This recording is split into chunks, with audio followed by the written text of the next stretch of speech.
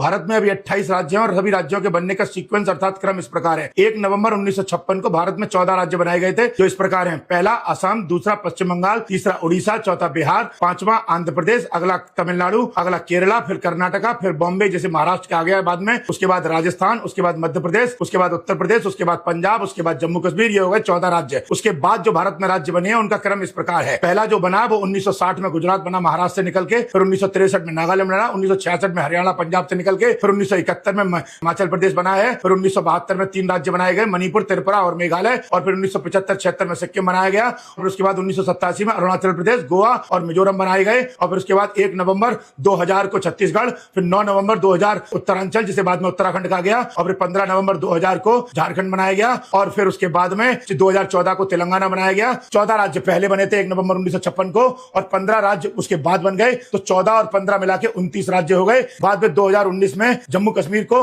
राज्य से हटाकर केंद्र शासित प्रदेश बनाया गया, तो 29 में से 1 माइनस कर दिया जाए, तो इस प्रकार भारत में एट प्रेजेंट 28 राज्य हैं। आप भी इस तरीके से सीक्वेंस याद कर सकते हो। किसी भी चीज का कोई भी चीज असंभव नहीं होती, बस पढ़ाई सिस्टमेटिक करी जाए। आपको भी अगर आईएएस, आईपीएस, पीसीएस की तैयारी करनी है और मेरे अंडर में मेरी गाइडलाइन में करनी है, तो कुमार एडुटेनमेंट ऐप पर 850 रुपए में आईएएस की तैयारी कराई जाती है, या कुमार आईएएस के आगरा, मथुरा, झांसी में सबसे कम फीस पर कराई जाती है। क्वालिटी से कंप्रोमाइज किया जाए या क्वालिटी बेकार हो तो पूरी फीस वापस। Open challenge.